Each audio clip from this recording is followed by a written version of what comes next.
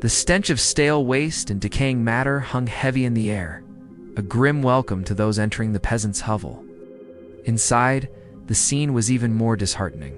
Filth clung to the inhabitants, their clothing, their bedding, and their very walls, weaving itself into the fabric of their lives. Bathing was not merely infrequent. It was practically non-existent. These were not people who chose to live in filth, but those who had no other option. For the medieval peasant, cleanliness was not a priority. It was a luxury they could ill afford. Their lives were consumed by the struggle for mere survival. Working long hours in the fields, they toiled under the scorching sun, their bodies becoming canvases of sweat and grime. Upon returning home, exhaustion and the weight of their laborious lives pressed down on them, making any form of hygiene, let alone bathing, seem like an impossible task. To make matters worse, their dwellings offered little respite from the elements. Houses were small, poorly ventilated, and shared by humans and animals alike, ensuring that fresh air and sanitation remained a distant dream.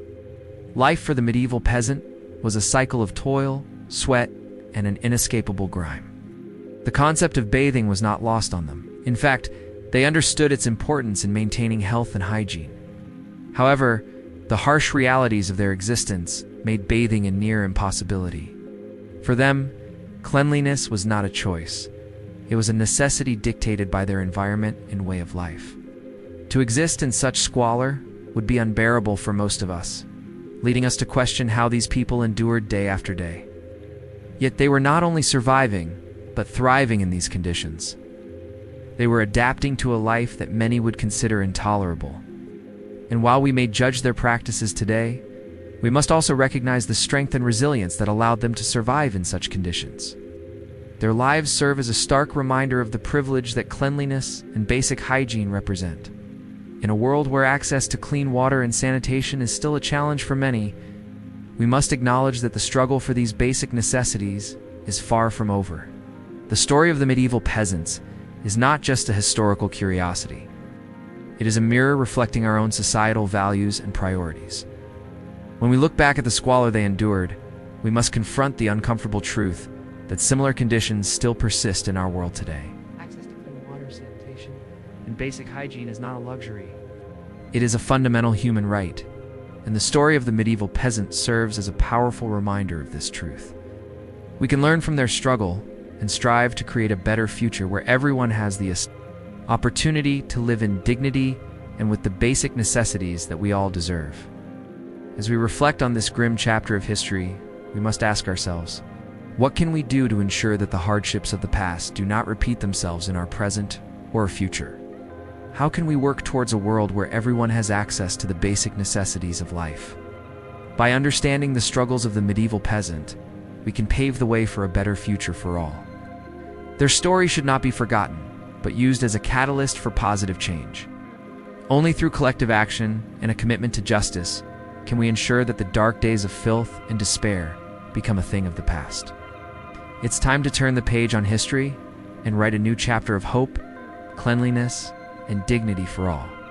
Let us honor the legacy of the medieval peasant not by perpetuating their suffering, but by working towards a world that values and provides for the basic needs of every human being.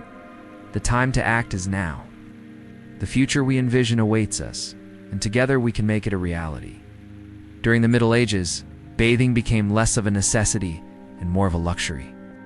However, there's a common misconception that during this time period, especially among the peasantry, bathing was seen as filthy. We think of the Middle Ages as a time of filth and grime, and the image of peasants covered in dirt is a common one. But this is a misconception. The real reason why peasants didn't bathe has more to do with religion and economics than a lack of hygiene. When discussing the history of bathing habits, it's crucial to remember that our modern conceptions of hygiene are a product of our time and culture. What was considered clean or dirty varied greatly across societies and historical periods. Medieval Europe was no exception. Our modern standards of personal hygiene, which include regular bathing, might seem like an obvious way to maintain health and prevent disease. But until the 19th century, when scientific understanding of bacteria began to emerge, hygiene was not as universally accepted a practice. It was until the 20th century that access to basic sanitation and hygiene products became widespread around the globe. But let's go back to the Middle Ages. To truly understand why peasants never bathed, we must first look at the deeply ingrained superstitions and religious beliefs that influenced daily life. The medieval period was a time dominated by religious doctrines, where the church held immense power over the actions of the populace. For much of medieval history, cleanliness was not simply about hygiene. It was entangled with religious and spiritual beliefs that framed human bodies as inherently sinful and impure. One of the most significant forces behind the reluctance to bathe was the church's stance on bodily purity. While the wealthy classes in Europe might have indulged in lavish baths, although often still seen as a luxury or indulgence rather than a necessity, the common people, especially peasants, were taught that frequent bathing could be a moral hazard. The church's teachings were clear. Indulgence in earthly pleasures, including excessive self-care, was sinful. Bathing, especially in communal bathhouses, became associated with fornication and immoral behavior. The concept of purity was tied to spiritual cleanliness, and the medieval church believed that any earthly pleasure was a form of temptation that could distance people from God. This was a time when people believed that bodily fluids, such as sweat, dirt, and even water, could spread evil spirits or diseases. According to these religious doctrines, human body was viewed as inherently dirty and something to be purified only through religious rites, not through the indulgence of hygiene or self-care. By the 11th century, many in the clergy started to argue that frequent bathing could undermine the body's natural state of sanctity. Bathhouses, once popular in the Roman Empire and through the early medieval period, fell into disrepute. They were seen as places of debauchery and vice, where social class distinctions melted away and people, especially men and women alike, mingled too freely. The church sought to distance the faithful from these places, emphasizing that the body's dirt was a sign of its suffering in a fallen world. Bathing was now associated with excess, and even more so with moral decay, even though bathing was still practiced in some parts of Europe, particularly in the more progressive regions like parts of Spain and the Byzantine Empire. These practices were largely avoided by peasants who followed the church's stricter teachings. The spread of Christianity's influence made the act of bathing something more of a luxury or an act of moral corruption, rather than a necessary part of healthy living. The medieval church's view on cleanliness also played into the widespread belief in the dangers of water. For centuries, many believed that water itself was a source of disease. This belief stemmed from the frequent outbreaks of the Black Death, cholera, and other plagues, where people, having little understanding of sanitation or the spread of disease, often associated sickness with water sources. The idea was that by immersing oneself in water, one could somehow invite disease into their bodies. This contributed to the reluctance of bathing, as people feared the very act of cleansing themselves could lead to their demise.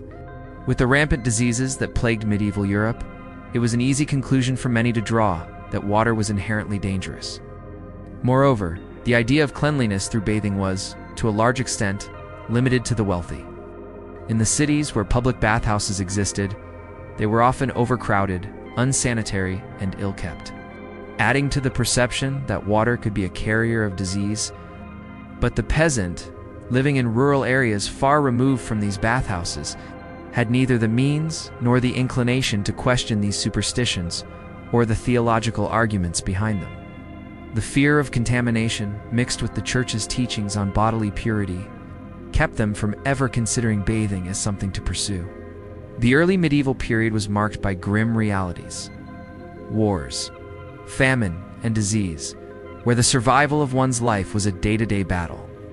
These constant threats meant that hygiene was not a priority. When you are trying to stay alive amidst such horrors, the very concept of cleanliness becomes a distant thought. It was far more important to ensure that your crops grew, that your animals were kept safe, and that your family survived the plagues. Cleanliness, in such a context, was almost irrelevant. Peasants were also exposed to an overwhelming number of societal pressures. When you're toiling in the fields all day and living in unsanitary conditions, cleanliness isn't seen as a luxury, but rather as a pointless expenditure of precious time and resources. The time spent on bathing could be better used to tend to crops or care for livestock. The financial and social realities of being a peasant made hygiene a low priority. In conclusion, the decision of peasants not to bathe during the Middle Ages was not a simple one. It was driven by a complex interplay of religious beliefs, economic pressures, and deeply rooted superstitions. Their lives, filled with hardships and constant struggles for survival, left little room for the luxury of hygiene. It was not that they rejected the idea of cleanliness, but rather they were simply preoccupied with more immediate concerns. To them, the threat of disease was not in water, but in the dire circumstances that defined their everyday lives. In the grand narrative of history, their choices may seem puzzling, but in the context of their times, they were merely trying to navigate a world that was harsh, unforgiving, and most of all, deeply unfair. In the annals of human history, few events have left a mark as indelible as the Black Death. This horrifying pandemic is believed to be the deadliest in recorded history, claiming an estimated 25 to 30 million lives in just a few years and wiping out roughly 1/3 of Europe's population. But the impact of the Black Death went beyond the immediate devastation. It left a legacy of fear, superstition, and most surprisingly, a deep-rooted aversion to hygiene, an aversion that would cast a long shadow over the medieval world. When the plague hit Europe in the mid-14th century, it wasn't just a health crisis, it was a cultural earthquake. As the plague swept through entire regions, leaving behind a trail of death and disease, people turned to their beliefs and interpretations of the world around them for answers. Many pointed fingers at prevailing hygiene practices, and what followed was a dramatic shift in attitudes towards cleanliness. In the heart of this chaos stood the Catholic Church, an institution whose influence over the masses was as vast as it was unquestioned. The Church saw an opportunity to bolster its authority and shape the narrative around this mysterious and terrifying illness. And so it wove together a narrative that was as chilling as the plague itself.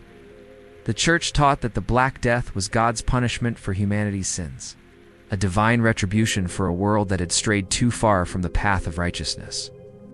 This explanation, rooted in religion rather than science, offered a comforting simplicity to those grappling with the horrors of the plague. If the illness was God's doing, then there had to be a way to appease him, to atone for sins and avoid his wrath. I too. And so the search began for the source of these sins. And what better target than the luxuries of cleanliness? Thus began the campaign to demonize cleanliness. Bathing was seen as a sin, a symbol of vanity, and a distraction from the pious life that was expected of them. Public baths, already somewhat controversial, became associated with immorality and sin. And this campaign was incredibly effective. It tapped into the deep-rooted fears and superstitions of the time, and it offered a tangible solution to an otherwise insoluble problem. After all, what could be easier to avoid than water? This wasn't the only theory that sought to explain the horrors of the plague. Other scholars and doctors came forward with their own explanations. They believed that the plague was caused by an imbalance of the four humors, a theory rooted in the ancient Greek medical ideas that the body was composed of four humors, or fluids: blood, phlegm, yellow, and black bile. According to this view, good health was achieved by keeping these humors in balance. An illness, including the plague, was the result of an imbalance. However, these theories, while seemingly absurd to us today, made sense in the context of the time. Medical knowledge was limited, and diseases were often attributed to supernatural forces. The idea that bathing could upset the balance of humors and lead to illness was not entirely outlandish. But amidst these competing theories, the one propagated by the Church carried the most weight. It resonated with the deepest fears and societal norms of the time, and as a result, it took root and flourished. The unfortunate reality was that these beliefs had profound consequences for the hygiene habits of the peasantry. For centuries, cleanliness had been associated with health and morality. But now, thanks to the Church and the prevailing superstitions, it was being portrayed as a gateway to sin and disease. For the peasants, who were already living in conditions that made hygiene a luxury, this message reinforced their existing behaviors. The idea that bathing could make them more susceptible to the plague was a terrifying prospect. And so they held fast to their avoidance of water, seeing it not as a cause of disease, but as a shield against it. It's crucial to understand that these beliefs weren't merely a product of ignorance or unfounded fear. They were the result of a complex interplay of factors: the Church's influence, the lack of medical knowledge, and the harsh realities of peasant life all played their part in shaping these attitudes. The Black Death had painted a grim picture of mortality, and in that grim landscape, cleanliness became a casualty. So as the memory of the plague slowly faded, the aversion to hygiene remained, ensuring that for centuries to come, the peasants would continue to turn away from water, fearing not only the disease it might bring, but the sin. The lack of basic hygiene in medieval Europe was a widespread problem that permeated all aspects of life during that era. While it's common to think of dirt and disease as just a fact of medieval existence, it's crucial to understand the historical factors that contributed to this unhygienic environment. One such factor was the prevailing social structure of medieval Europe, namely the feudal system. So let us delve into how this system created an environment where personal cleanliness took a backseat to survival. Feudalism, which dominated medieval Europe, was another critical factor that contributed to the lack of hygiene among peasants. Under feudalism, most of the population worked as peasants tied to the land, laboring under the control of local lords. This rigid social structure created a situation where peasants had little time, energy, or resources to worry about personal cleanliness. Now let's explore the ways in which feudalism specifically hindered the adoption of hygienic practices. First and foremost, the feudal system was structured in such a way that it left little room for the concerns of the lower classes. Medieval society was divided into a hierarchy with the nobility at the top and peasants at the bottom. This stark contrast in social standing meant that the concerns of the peasants were often overlooked, and their need for basic hygiene went largely unnoticed and unaddressed. Moreover, the economic foundation of feudalism, which was based on the control of land and resources by the nobility, also played a role in perpetuating unhygienic conditions. The vast majority of people in medieval Europe were peasants who worked the land owned by the nobility. These peasants were typically poor and lived in conditions that made personal hygiene challenging. They lacked access to clean water, proper sanitation, and the means to purchase basic hygiene products. As a result, maintaining cleanliness was not a priority for them. Instead, their main focus was on their agricultural labor, which was essential for their survival. In addition to these economic factors, the feudal system also discouraged the sharing of knowledge and innovation, including that related to hygiene and sanitation. The rigid social hierarchy, limited social mobility, and peasants were often isolated and prevented from interacting with different social classes. This lack of exposure to new ideas and practices hindered the spread of knowledge about hygiene and sanitation. Furthermore, the prevalence of disease and the lack of understanding of germ theory in medieval Europe also contributed to the unhygienic environment.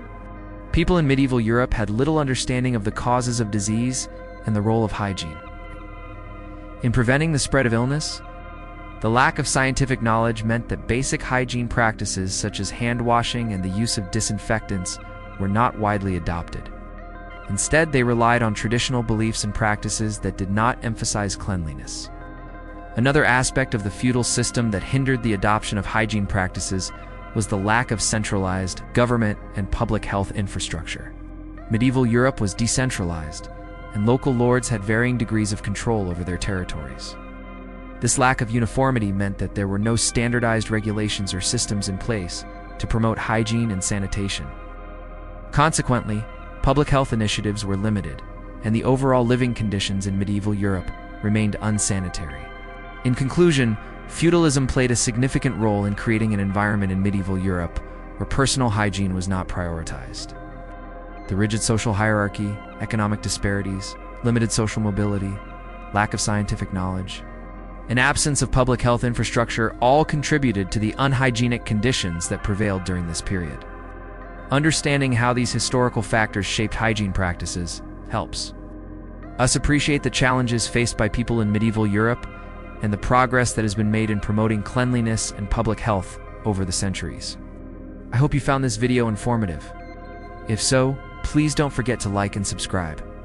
And thanks for watching. The absence of public baths in medieval villages may seem like an obscure historical fact, but it actually had a profound impact on the lives of peasants. Public baths had been a common feature of Roman, Greek, and Turkish cultures, but they fell out of favor in Europe during the Middle Ages. So why did public baths disappear? And how did this affect the peasants? To understand the decline of public baths, we need to look at the rise of Christianity. In the early medieval period, public bathhouses were popular gathering places for people from all walks of life, including peasants. They were places where people could not only wash themselves but also socialize, relax, and escape the harsh realities of daily life. But as time passed, these bathhouses fell into disfavor, and by the late Middle Ages, they had all but disappeared from most regions of Europe. The shift in attitude toward public bathhouses began in the 12th and 13th centuries, largely due to the growing power of the Church. The Church, ever vigilant in its quest to regulate human behavior, began to associate these bathhouses with sin and immorality. Bathhouses, especially those in larger cities, were places where men and women mingled without the constraints of social class, and many of them were known for their rowdy and hedonistic atmosphere. The Church saw these establishments as morally corrupt and warned Christians against frequenting them. But the Church's attack on bathhouses went beyond concerns about morality. It also played into a larger theological view of the human body as inherently sinful. In a period when bodily purity was equated with spiritual purity, bathing in public was considered a form of indulgence. The idea that one's body could be cleaned was in direct opposition to the Church's teachings on humility and the nature of human suffering. For peasants who were already living in squalor and subjected to harsh conditions, bathing was not seen as a noble or necessary act. It was simply a luxury that was now linked to vice. As a result, by the 14th century, the public bathhouses that once dotted European cities were in rapid decline. The Church's growing influence led many people to see these spaces as dangerous, both morally and physically. The increased association between bathhouses and sexual activity, combined with the belief that frequent bathing was sinful, caused many people to avoid them altogether. Even the nobility, who had once enjoyed regular bathing in public bathhouses, began to reconsider their hygiene habits. The fear of contagion from shared water, especially during times of plague, led to the closure of many public bathhouses. In the wake of the decline of these bathhouses, the role of personal cleanliness shifted dramatically. As communal bathing became less common, peasants found themselves in an increasingly unsanitary world. Without public bathhouses, the average peasant had no access to clean water or any organized method of bathing. For the most part, they were left to their own devices, using whatever water they could gather from wells, streams, or rivers. But even when they had the opportunity to bathe, the process was often far from ideal. Peasants were forced to rely on simple methods to clean themselves. If they did so at all, water was often cold, and the soap available to them was rudimentary at best, often made from animal fats and ashes. These early soaps didn't have the same cleansing properties that we associate with soap today. Furthermore, bathing wasn't a routine practice. It wasn't something people did regularly, but rather something that happened sporadically, often in response to a specific need such as getting rid of a particularly unpleasant smell or after a long day in the fields. The lack of organized sanitation and access to clean water compounded the situation. Many peasants lived in homes that were small, dark, and poorly ventilated, contributing to the spread of disease and creating ideal conditions for lice, fleas, and other pests. With the absence of basic hygiene, these pests became a constant problem. Peasants rarely had the means to eradicate these nuisances, and their living conditions ensured that they remained dirty and infested. Even in rural areas where the proximity to water sources was greater, peasants still faced the same issues. Streams, rivers, and wells were often polluted, and using them for both drinking and bathing made it difficult to maintain any semblance of cleanliness. In many cases, water was a precious commodity, used primarily for drinking and cooking, not for washing. The stigmatization of bathing, combined with the economic and social realities of peasant life, meant that cleanliness was not seen as a priority. In fact, the act of bathing was so alien to the peasants that it became associated with the upper class of luxury that was out of reach. It was no longer just about the physical act of bathing. It was about the social divide between those who could afford to cleanse themselves regularly and those who were condemned to live in filth. By the late Middle Ages, the practice of bathing had been all but abandoned by the lower classes. The stigma surrounding cleanliness, combined with the cultural and religious attitudes toward the human body, ensured that peasants would continue to live in unsanitary conditions. For them, survival was the most important concern, and hygiene was relegated to the bottom of their list of priorities. In the absence of public bathhouses, without access to clean water, and with no cultural or religious support for the practice of bathing, peasants found themselves trapped in a cycle of filth that they could not escape. The decline of public bathhouses marked the beginning of a long period in which cleanliness was no longer a common practice for the majority of the population. The idea that the body needed to be kept clean was a concept reserved for the rich and powerful, while the peasants were left to endure the consequences of a society that viewed them as little more than disposable labor. Thank you for watching. The filthy habits of medieval peasants are pretty well known. They rarely bathed, wore the same clothes until they fell apart, and shared living spaces with livestock. But why, if cleanliness is next to godliness, as the old adage goes, why did these people engage in such unhygienic practices? Well, it's important to remember that medieval medicine, which was still in its infancy, contributed greatly to the belief that cleanliness could be harmful. In an era dominated by religious dogma, limited scientific knowledge, and rudimentary medical practices, it is unsurprising that many people, including peasants, avoided bathing based on misconceptions about health and disease. At the time, doctors and medical practitioners had very little understanding of how diseases spread. Without the knowledge of bacteria, viruses, or even basic hygiene, many medical treatments were based on ancient theories such as the humoral theory of disease. According to this theory, illness was caused by an imbalance of the four humors: blood, phlegm, yellow bile, and black bile within the body. The idea of purging these humors was central to medical practices, but it didn't involve cleanliness or bathing in any meaningful way. Instead, people believed that the body could be healed by bleeding, purging, or using herbs, none of which had any connection to cleanliness. The prevailing medical advice often discouraged bathing for fear of disturbing the natural balance of the humors. Bathing, in the eyes of many medieval physicians, was believed to weaken the body's natural defenses.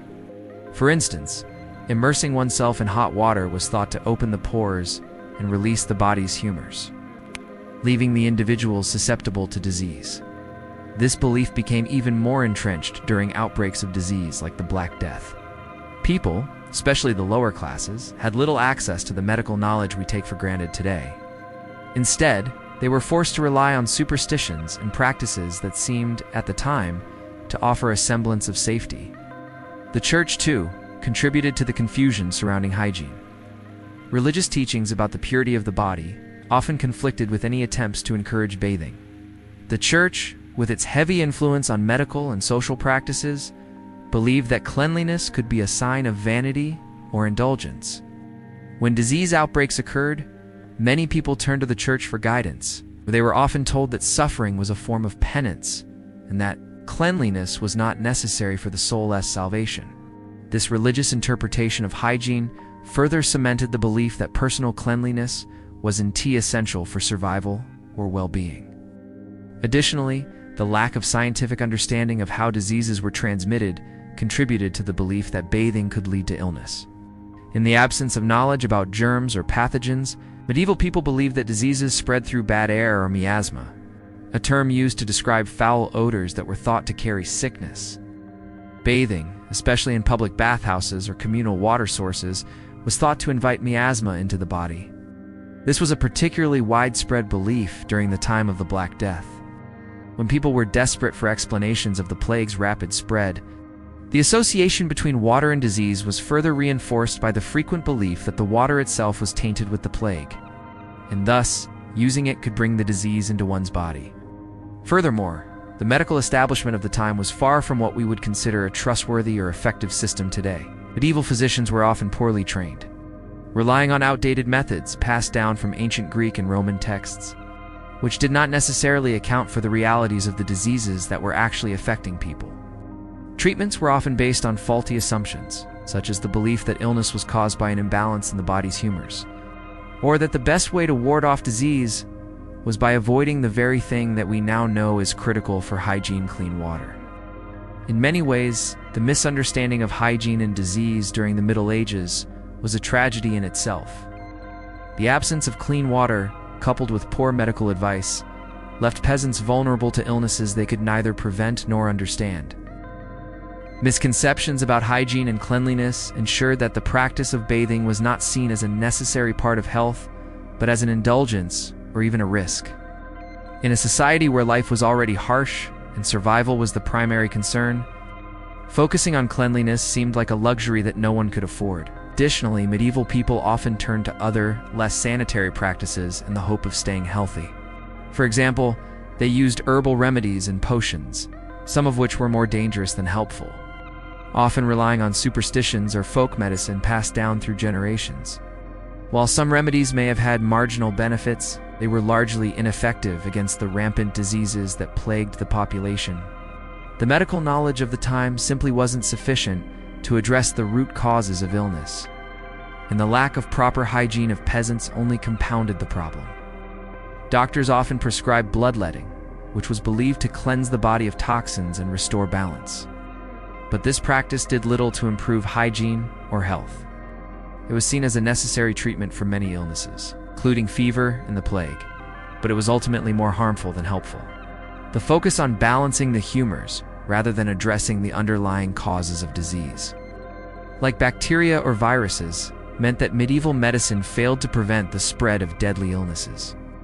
And as a result, the poor hygiene of peasants, compounded by these ineffective treatments, led to widespread suffering and death. The lack of proper medical intervention and understanding, along with the cultural and religious attitudes toward hygiene, meant that peasants continued to live in unsanitary conditions. With no access to clean water, proper sanitation, or effective treatments, they had little hope of avoiding illness. The very systems that should have protected them, both medical and societal only, reinforced their helplessness. Hygiene, when considered at all, was seen as a futile endeavor in a world where disease was an ever-present threat and survival was the primary concern. The idea of not bathing for weeks at a time is absolutely disgusting to most of us today. But it wasn't so long ago that it was the norm. In fact, for most of European history, bathing was not a daily habit for the majority of people. And the main reason why? They simply didn't need to. That is, they didn't need to bathe. That is, if they wanted to avoid contracting a deadly disease. The sweat and dirt of daily labor kept their skin uncomfortably dirty, but it also protected them from harmful bacteria. But as the Middle Ages progressed, personal hygiene took a nosedive. By the late Middle Ages, the practice of personal hygiene had fallen to an all-time low, especially among the peasants, who made up around 85% of the population. It was a time when superstition, poverty, and a lack of understanding of the human body dominated the public's approach to cleanliness. As Europe lurched into the Renaissance, there was a renewed interest in humanism, art, and science. This intellectual movement sparked a period of great change, challenging long-held beliefs and paving the way for new discoveries. During this time, a shift in thinking began to occur. Scholars started to challenge the medieval view that bathing was unnecessary and even potentially harmful. They began to question the prevailing belief that the human body had very little need for cleanliness, a notion that had been promoted by religious figures like Saint Padre Pio and others. The church believed that bathing was a form of vanity, and it discouraged it as a distraction from one's spiritual duties. Furthermore, there was a belief that cleanliness was associated with sexual arousal. It's likely due to the invigorating effects of water and the close association between bathing and nudity in ancient cultures. This attitude was reinforced by the medieval emphasis on modesty and the demonization of anything remotely sexual. However, as the Renaissance progressed, intellectuals began to push back against these traditional views. They drew upon classical texts from Greek and Roman times, which advocated for the importance of hygiene and cleanliness in maintaining health and well-being. The study of anatomy became more prominent, and with it, a deeper understanding of the human body emerged. Advancements in science and medicine also contributed to this shift. People started to understand that diseases were not merely caused by an imbalance of humors. As was commonly believed in the Middle Ages, but could also be spread through contaminated water and surfaces. Despite these intellectual changes, bathing did not become common practice immediately. It would take centuries before bathing became a common practice across all classes. For much of the Renaissance, personal hygiene was still considered a luxury reserved for the elite. While nobles in the major European cities might have enjoyed private baths, for peasants, bathing remained largely out of reach. In fact, the wealthy continued to view bathing as a symbol of status, using it as a way to demonstrate their refinement and wealth. For them, cleanliness was an indulgence, an opportunity to showcase their superiority over the poor. However, as time went on, the gap between the rich and poor became increasingly apparent. Public health issues caused by rampant poverty and disease became harder to ignore. The reality of life for the vast majority of people was a grim one, and the lack of basic sanitation and hygiene was a major contributing factor. Eventually, this led to calls for reform and changes in attitude towards cleanliness. But this process was slow and gradual. It wasn't until the 18th and 19th centuries that significant improvements in sanitation and public health began to be made. The discovery of germs and the understanding of disease transmission provided the foundation for modern hygiene practices. Physicians and health reformers began to advocate for cleanliness as a preventive measure against disease. It was during this period that the modern idea of personal hygiene began to take shape. In conclusion, the history of why peasants in the Middle Ages never bathed is a reminder of the harsh realities of life in that era. It was a time when poverty, superstition, and a lack of knowledge about hygiene and sanitation were widespread. However, it's also a story of how attitudes towards hygiene evolved over time. As Europe transitioned into the Renaissance and beyond, new ideas about cleanliness and public health began to emerge. It was a long and gradual process, but eventually these ideas led to the modern standards of hygiene that we take for granted today. Picture life in the Middle Ages. Disease is rampant, food is scarce, and life expectancy is low. In this world, basic hygiene seems like the least of anyone's concerns. Yet even so, there was one thing peasants were absolutely sure of: never bathe. For medieval peasants, bathing wasn't just infrequent. It was unheard of. Even the most fundamental aspects of hygiene, like washing hands before meals or brushing teeth, were alien to them. So why would anyone willingly live in such filth and stink? One of the main reasons for this strange behavior was the widespread belief that frequent bathing was a sin. This belief was deeply ingrained in religious doctrine, which emphasized the sanctity of the body as God's creation. To deliberately alter one's natural state through bathing was seen as a form of vanity and a distraction from one's religious duties. The Church, which had a profound influence on every aspect of medieval life, actively discouraged bathing. Religious leaders taught that cleanliness was next to godliness, and so those who bathed too frequently were seen as overly concerned with their own cleanliness and therefore their souls. This religious conviction was so powerful that it overshadowed any perceived benefits of hygiene. Bathing became synonymous with vanity and pride, and the fear of divine punishment was enough to keep people away from the cleansing waters.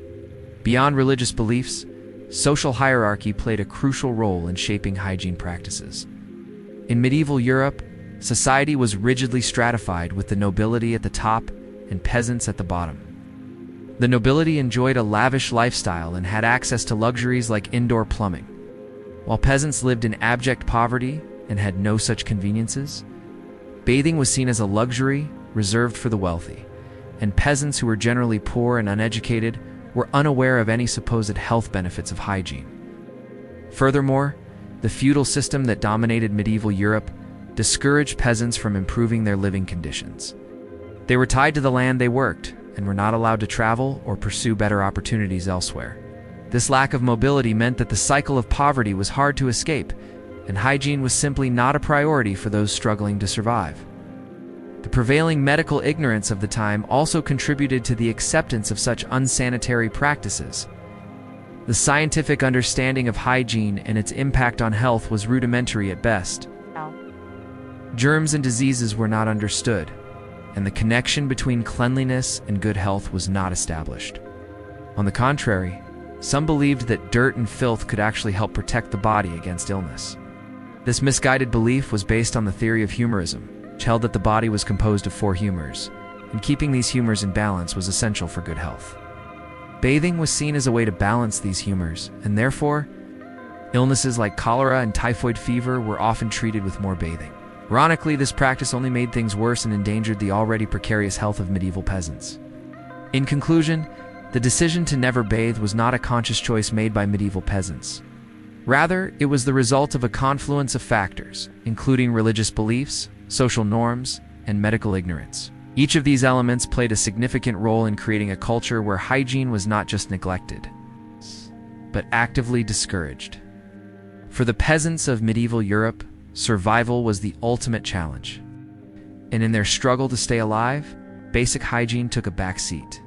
They lived and died amidst filth, unaware of the health benefits of cleanliness.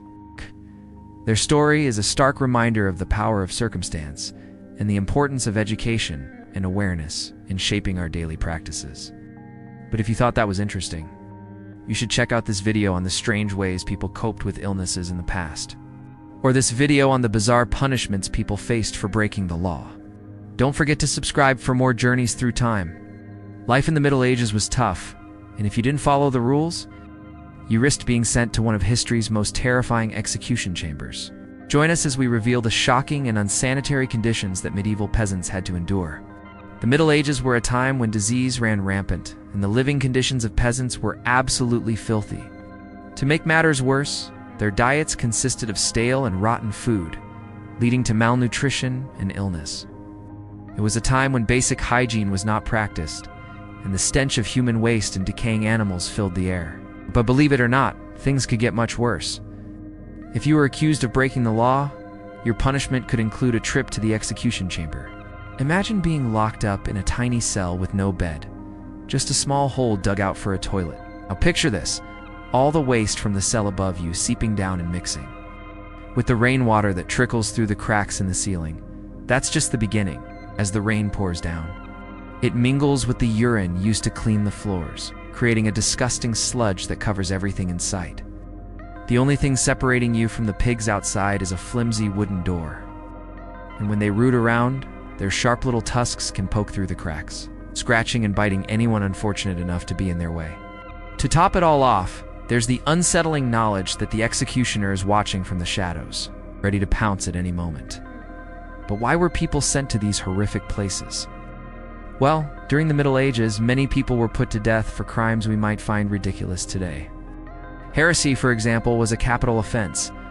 If you questioned the teachings of the Catholic Church, you could be branded a heretic and face execution. During the Spanish Inquisition alone, more than 150,000 people were tortured and killed for heresy. Other crimes, such as stealing crops or mistreating livestock, could also land you in the execution chamber. Once sentenced, the condemned were led through the streets in a grim procession to the place of execution. Often this was a public square or the marketplace, where crowds of people would gather to watch the spectacle of punishment. Sometimes the condemned were paraded around town while bells tolled and people shouted and jeered at them. It was a humiliating and terrifying experience. Designed to make an example of the criminal and deter others from breaking the law, medieval punishments were brutal and varied, but some of the most common included public hangings and beheadings. Hanging was a particularly gruesome form of punishment that was used for a variety of crimes, including murder, theft, and treason.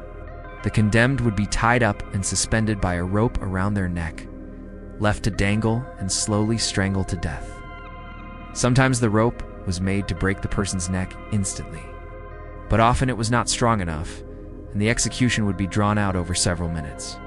Beheading was another common punishment that was reserved for those convicted of serious crimes such as high treason or heresy. The condemned would be placed on a scaffold and have their head chopped off by an executioner using a sharp axe or sword. This form of punishment was intended to be swift and clean, but it was not always carried out properly, and victims often suffered horrible and lingering deaths. These public spectacles of violence were not just meant to punish the criminals, they were also designed to send a message to the rest of the population. By making an example of those who broke the law, the authorities hoped to create a climate of fear that would prevent others from committing crimes. For the people of the Middle Ages, these executions were a constant reminder of the dangers of disobedience and the importance of staying in line. For more videos of medieval facts, stay tuned.